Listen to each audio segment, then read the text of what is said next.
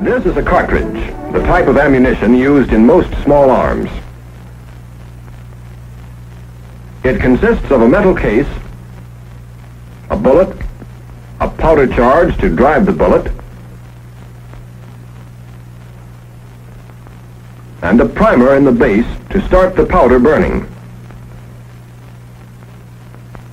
A sharp tap with a pointed instrument will explode the primer, ignite the powder charge, and drive out the bullet. To control this powerful explosion and direct the bullet toward a target is the purpose of all small arms weapons. The term small arms includes shoulder weapons, hand weapons, machine guns mounted on ground tripods, on vehicles, and planes. Some are comparatively simple. Others are complex. But there is a basic similarity which runs through them all. Since they all fire the same type of ammunition, they all function in the same general way. In all of them, a cartridge is placed in the barrel and fired. The empty case is then removed to make room for the next cartridge. This process is called the cycle of operation, and every small arms weapon contains the mechanical means of performing it.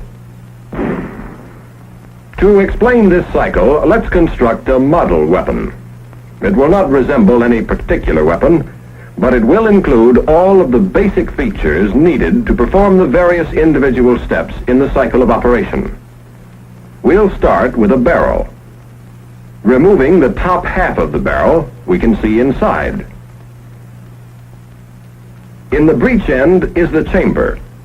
This is where the cartridge fits and where the explosion occurs.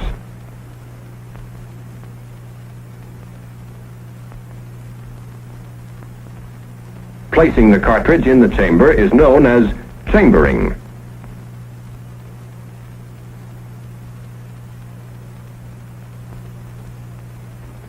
A sharp tap on the primer would explode the powder charge and drive the bullet out. The same explosion would also drive the case backward out of the chamber. Therefore, the cartridge case must be held in the chamber, so most of the explosion will propel the bullet.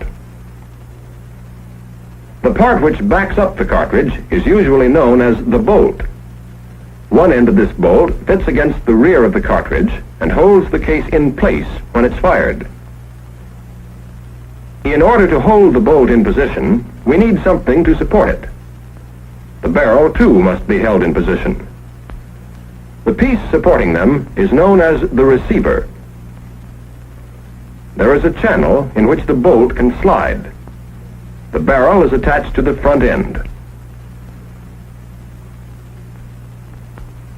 With this side section removed from the receiver and the bolt back, we can still chamber a cartridge by moving the bolt forward. This takes care of the first step of the cycle of operation, chambering. Instead of depending entirely on the weight of the bolt to hold in the case when the cartridge is fired, we'll use some way of locking the bolt in place. The simplest way of locking is to fasten a lug to the side of the bolt. A notch is cut in the side of the receiver.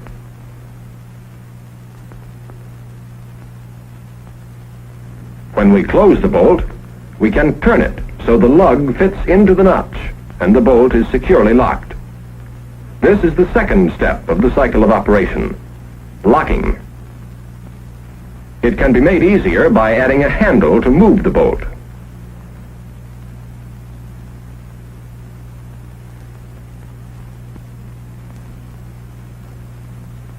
The handle can also be used to strike this stop. This prevents the bolt from sliding out of the receiver. With the bolt closed, how are we going to fire the cartridge? To fire the cartridge, we must strike the primer. However, the bolt is in the way. Apparently, we'll have to go through it. This bolt was prepared for that. The top half can be removed. It has a channel running through its entire length. All that is needed is a rod to reach from one end to the other. This rod is called the firing pin. You'll notice that it is slightly longer than the bolt, so its point will extend a little beyond the face of the bolt. We can now strike the primer by driving the firing pin forward. One way to drive the firing pin is by using a spring.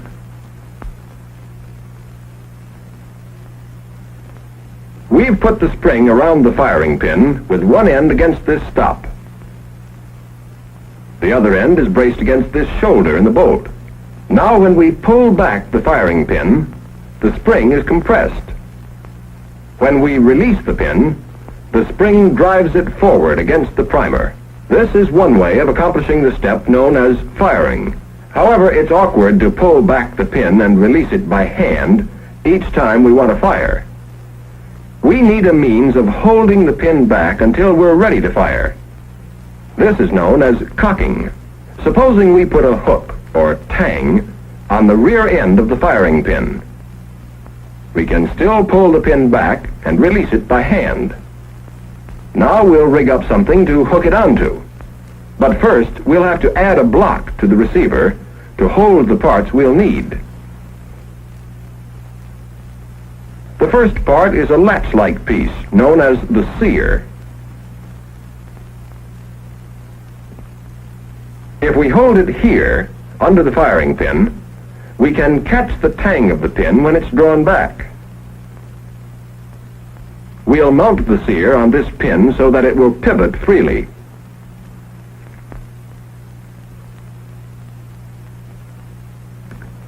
We can release the firing pin by pushing down the front or nose of the sear. This is where the trigger comes in.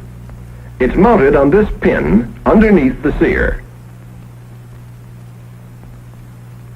The trigger can now pivot back and forth.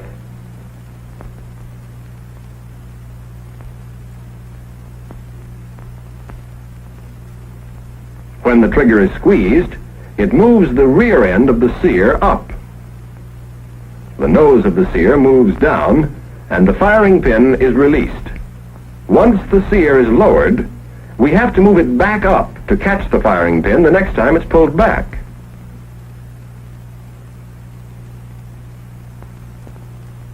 That's why we need a spring, a sear spring, to push the sear up. It's installed underneath the sear. Now, when we squeeze the trigger, we lower the nose of the sear until it releases the firing pin. Then, when we let go of the trigger, the spring raises the sear nose so it will catch the firing pin when it comes back. The spring also returns the trigger to its original position. We no longer have to cock the firing pin by hand. As the bolt is opened, we can cock the weapon at the same time. The firing pin tang cams the nose of the sear down, and the sear snaps back up. As the bolt moves forward, the sear catches the tang and holds it, and the piece is ready to fire. That takes care of the step known as cocking. Now we have a basic firing mechanism similar to that used on a number of small arms weapons.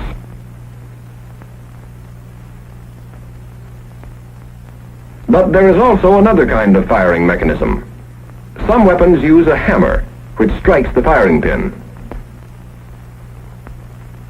We'll build this hammer type of firing mechanism on the model. First, let's attach the hammer so it can pivot and strike the firing pin.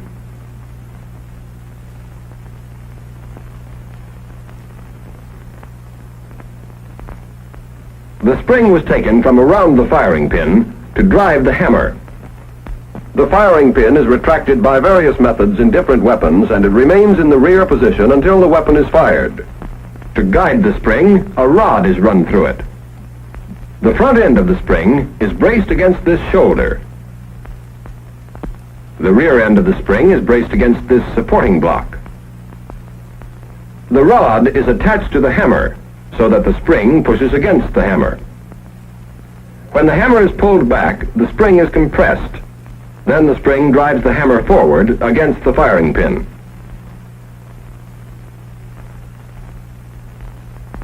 To cock this firing mechanism, we can use the same sear, trigger, and sear spring that we used before. When the hammer is pulled back, the sear snaps up into this notch, and the weapon is cocked.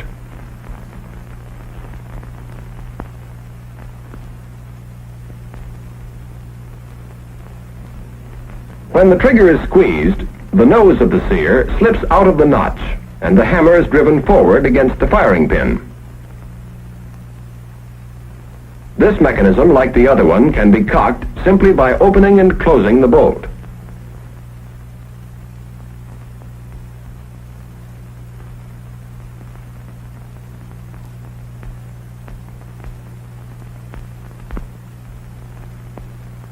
Squeezing the trigger fires the cartridge and sends the bullet out through the muzzle. But it also leaves us with an empty case in the chamber. Before we can get at the case, we have to perform the next step in the cycle of operation: unlocking.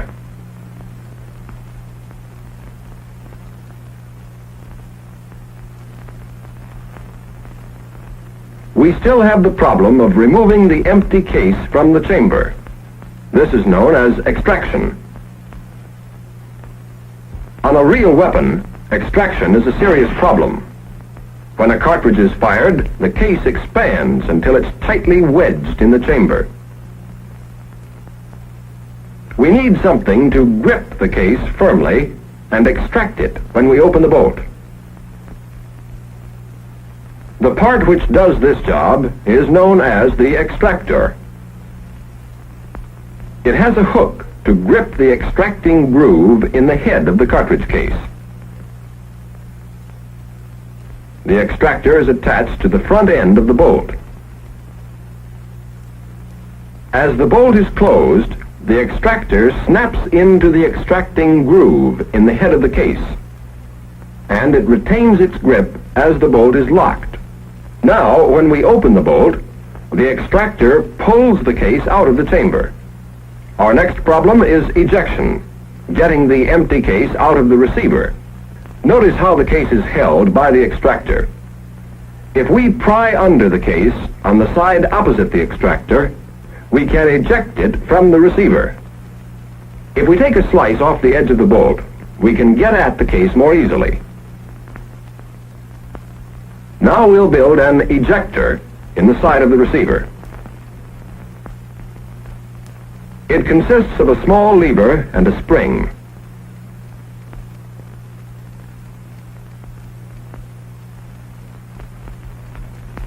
We'll attach the lever so it pivots at one end with the other end held outward by the spring. When we push the bolt forward, the ejector is moved into the side of the receiver. When the case is extracted, the ejector slides into the notch, strikes the case, and ejects it. Let's watch it again.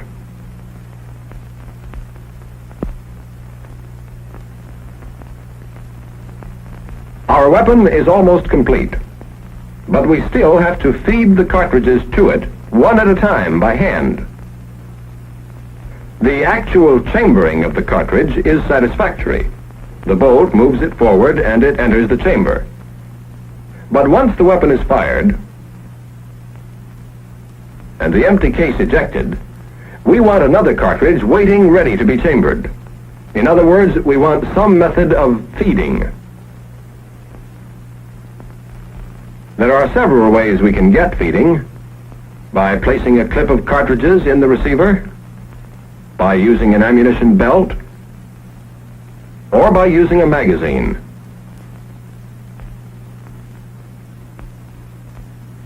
We'll use a magazine. One side is transparent, so we can see what's going on. Inside is a spring and this follower.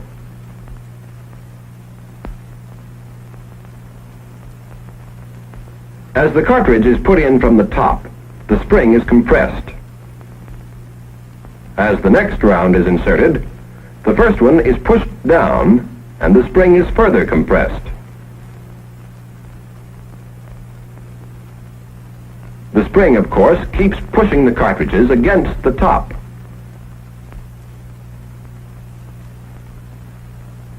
But these lips prevent them from being pushed out.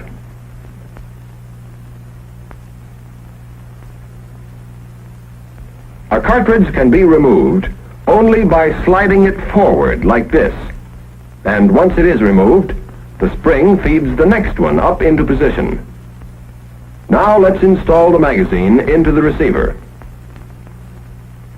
The magazine is placed so that the top cartridge pushes against the underside of the bolt. When the bolt is opened, it slides back until the face of the bolt clears the rear of the cartridge. Then the cartridge is fed up into the path of the bolt. As the bolt comes forward, it strips the cartridge from the magazine and chambers it. And the spring in the magazine moves the next cartridge up into position. Now, each time the bolt is opened, a cartridge is waiting to be chambered. That's the last step in the cycle of operation, feeding. Our basic weapon is complete. It will perform all 8 steps of the cycle of operation. Let's take them in sequence. First, there's chambering, placing the cartridge in the chamber. Next is locking, securing the bolt in place behind the cartridge. Then firing, squeezing the trigger so the firing pin will fire the cartridge. Unlocking, freeing the bolt from the barrel. Next, extraction and ejection, withdrawing and throwing out the empty case. At the same time, cocking, preparing the firing mechanism to fire again. And feeding, placing the next round in position for chambering. Then the cycle starts over again. These are the 8 steps any small arms weapon must perform each time it fires a cartridge. The steps may not always come in exactly the same order, and the means of performing them may vary. But regardless of the type of weapon, all 8 steps will be performed. And once you know the cycle of operation, you've come a long way toward understanding any small arms weapon.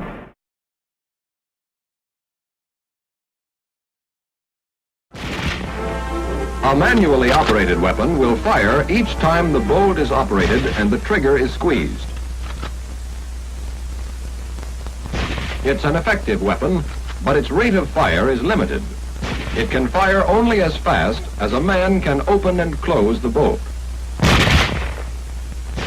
However, the rate of fire can be greatly increased by using the force of the explosion to operate the bolt.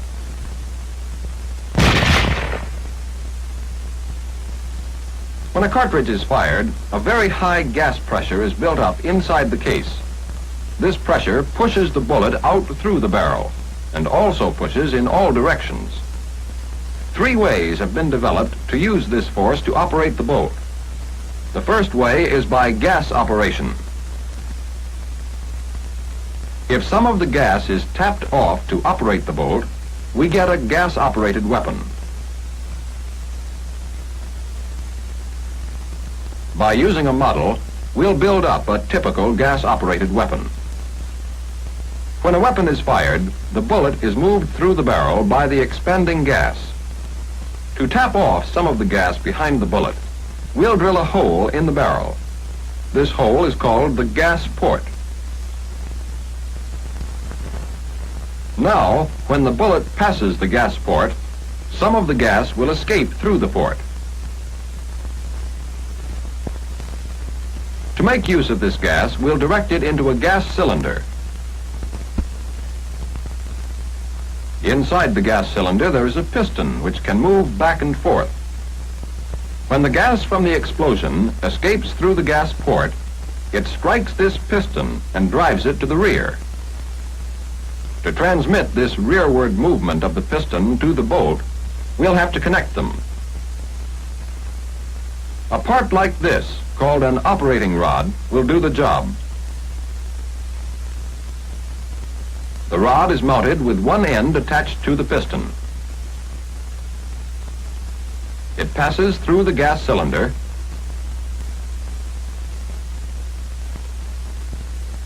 and the other end is attached to the bolt. The operating rod has a slot to unlock the bolt.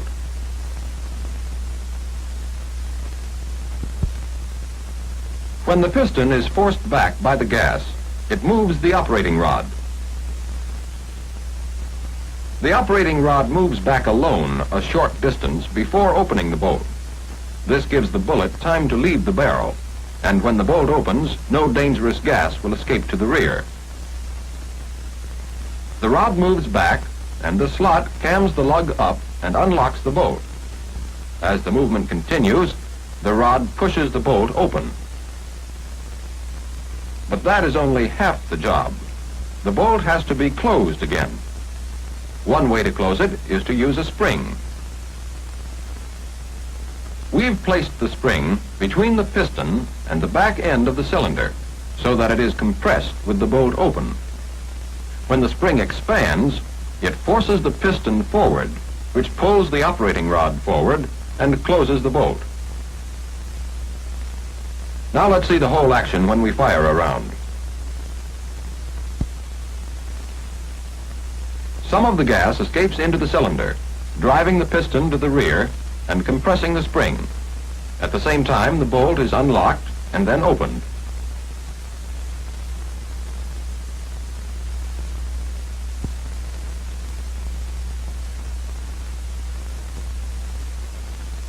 Then the return spring takes over and forces the bolt forward.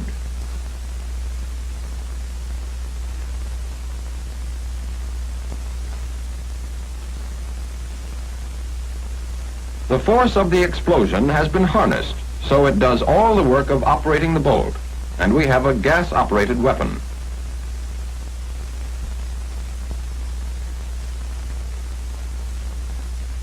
Gas-operated weapons, such as the BAR or the M1 rifle, can always be identified by a gas cylinder somewhere under the barrel.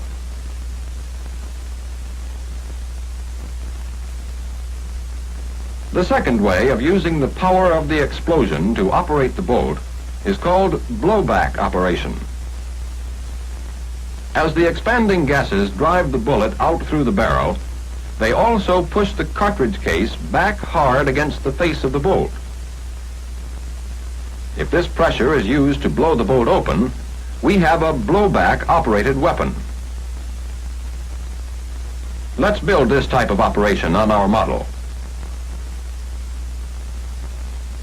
To permit this blowback pressure to work on the bolt, let's remove the locking lug.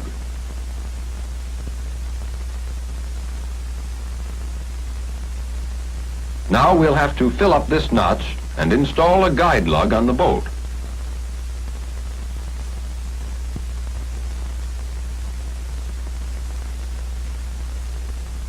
Now, when the weapon is fired, the bullet moves through the barrel and the bolt begins to open. However, the bullet leaves the barrel before the heavy bolt has opened enough to let any dangerous gas escape to the rear. To close the bolt, a return spring is again the simplest solution. We've attached the spring so that one end is braced against the receiver. The other end pushes against the bolt, and when the spring expands, it closes the bolt.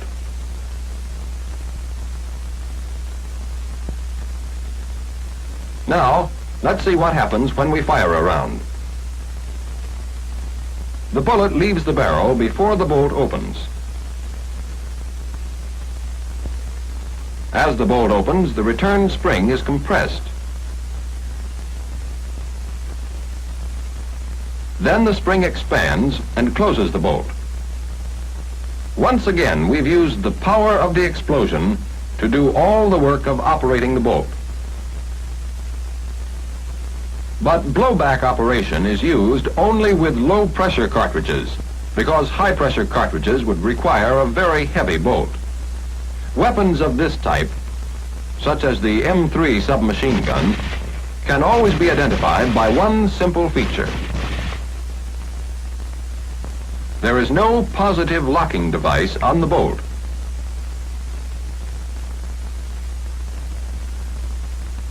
The third way of using the gas to operate the bolt is called recoil operation. As you know, most weapons recoil or kick against the shoulder of the man firing. If we use this movement to operate the bolt, we'll have a recoil-operated weapon.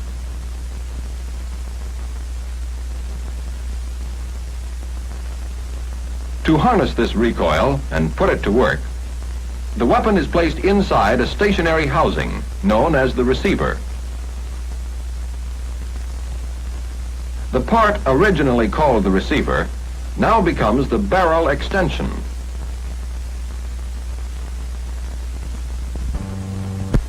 The barrel extension, and bolt are locked together and are free to slide in the receiver. Now the trick is to use this rearward movement to unlock and open the bolt. Let's first lengthen the locking lug to make it extend beyond the barrel extension and attach a catch. Now, to unlock the bolt, we need some way of pulling this catch down.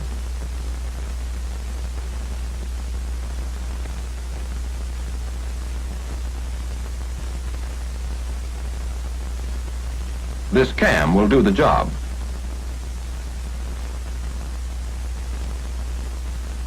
It has a camming slot which fits over this lug on the catch. The cam is fastened to the stationary receiver. Now, when a round is fired, recoil sends the barrel extension, and bolt to the rear. At the same time, the catch is cammed down and the bolt is unlocked. The barrel extension strikes the receiver, stops, and the bolt continues to the open position. To move the barrel extension, and bolt forward, we'll again use a spring. With the bolt open, the spring is compressed. One end pushes against the bolt. The other end is braced against the receiver.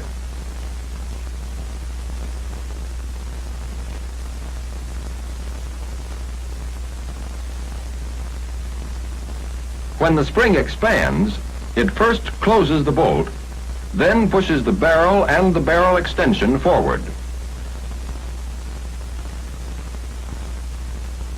Let's watch the action again.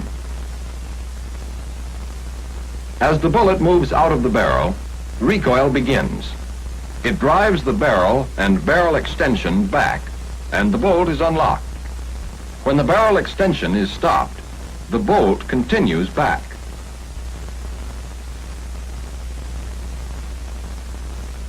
When the bolt is fully opened, the return spring takes over. It first pushes the bolt closed.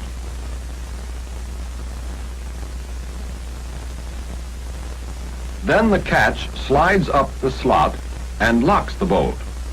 The return spring continues pushing until the barrel and barrel extension have reached the forward position. Recoil operation is used on such weapons as the pistol and machine guns. If you see the barrel of a weapon moving back and forth inside the receiver during firing, you can be sure it's recoil operated. Remember, there are 4 types of operation: manual, and the 3 types that use the force of the expanding gas. The gas-operated weapon taps off some of the high-pressure gas behind the bullet to unlock and open the bolt.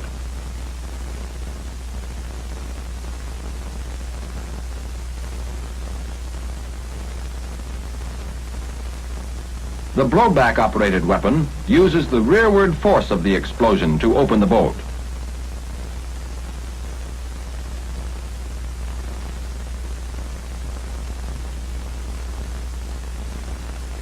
And the recoil-operated weapon uses the kick caused by the explosion to move the barrel and barrel extension back, unlocking and opening the bolt as it goes.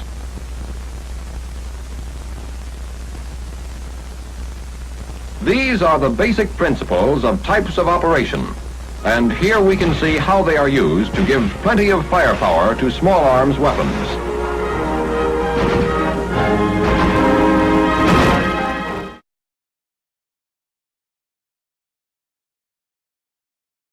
Some small arms weapons fire semi-automatically. Some fire automatically. And some can fire both ways.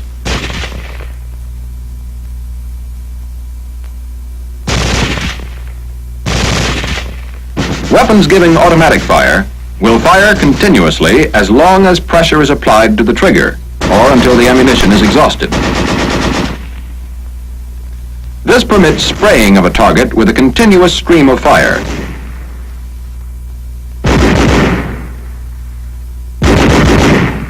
Weapons designed to give semi-automatic fire deliver only a single shot each time the trigger is squeezed. Thus, each round can be individually aimed.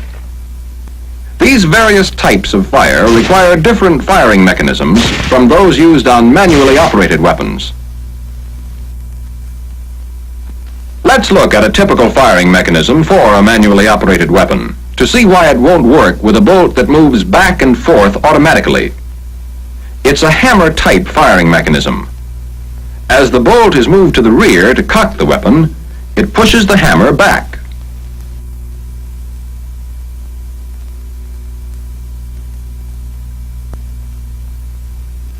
Squeezing the trigger releases the hammer to fire the round.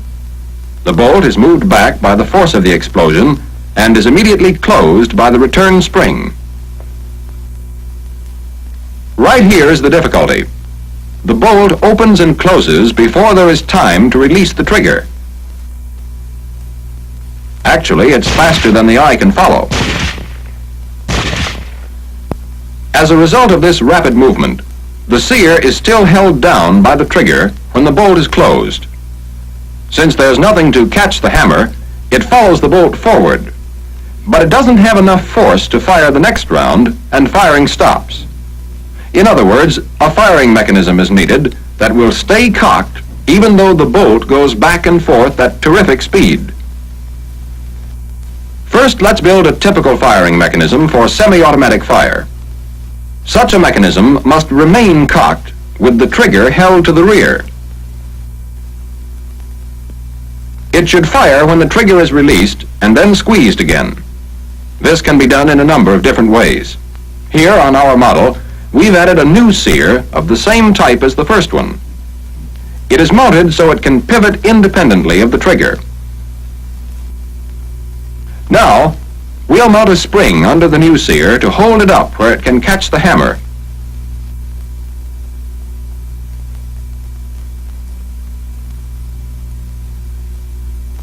That doesn't completely solve our problem because we still can't fire the mechanism.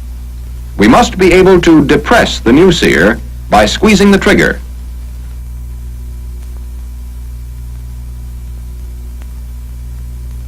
What is needed is a connection between the two sears. We'll put a link on the original sear.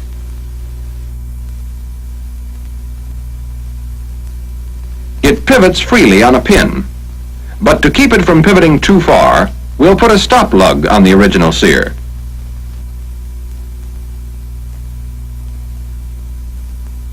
Now the link always returns to its original position. The link is long enough to reach to the new sear, and to make contact with it, we'll put on another small lug. Now watch what happens. The hammer is held cocked by the new sear. When the trigger is squeezed, the link moves the new sear down, releasing the hammer. A fraction of a second later, the link slips off of the lug, and the new sear pops up to catch the hammer again. Let's see it again. The sears come down together, releasing the hammer. The new sear snaps up and catches the hammer, even though the trigger is still held back. To fire the next round, we must release the trigger. the link hits the lug on the new sear and pivots. After it passes the lug, it drops back into its original position, and the firing mechanism is ready to fire the next round. We now have a semi-automatic firing mechanism. Each time we fire, the bolt moves back and forth before the trigger can be released. But the new sear is up waiting to catch the hammer. Then we can fire the next round by releasing the trigger and squeezing it again.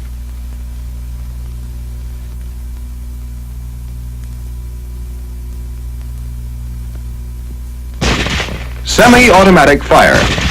One shot each time the trigger is squeezed. To get automatic fire, we must arrange the firing mechanism so the weapon will fire continuously as long as pressure is applied to the trigger.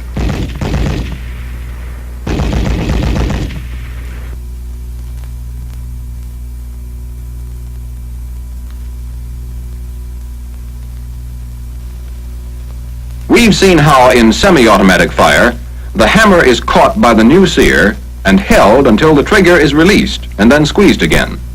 But in automatic fire, the trigger will be held back, so we need a means of firing each time the bolt closes, even with the trigger back. That means on this mechanism, we must disconnect the new sear from the hammer each time the bolt closes. A part such as this disconnector will do the job for us. We've mounted it so that it can move up and down. As it moves down, it depresses the sear and releases the hammer.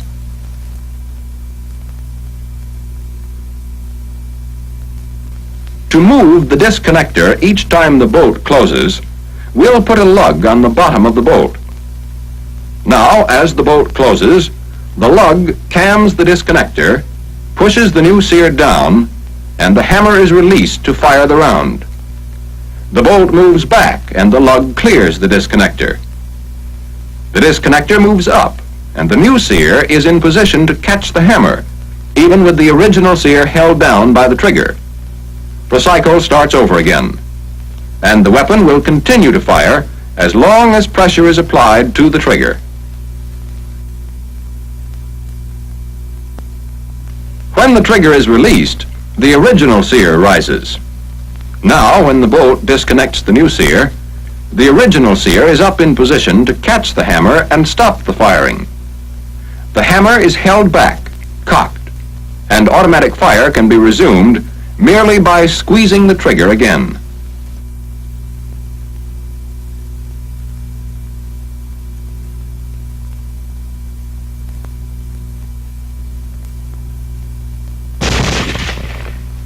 Now let's look at weapons which have both automatic fire and semi-automatic fire. These weapons have a lever to select the type of fire desired. These firing mechanisms are not much different from the ones we have just seen. All that's done is to arrange the disconnector so it can be shifted in or out of engagement with the new sear.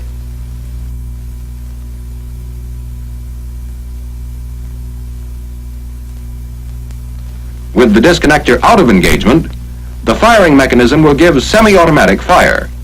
One shot each time the trigger is squeezed.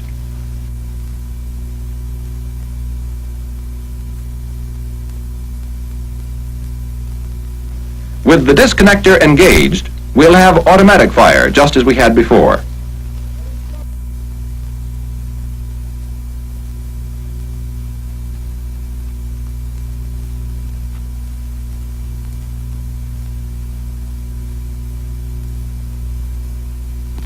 That covers the basic principles for both semi-automatic and automatic fire.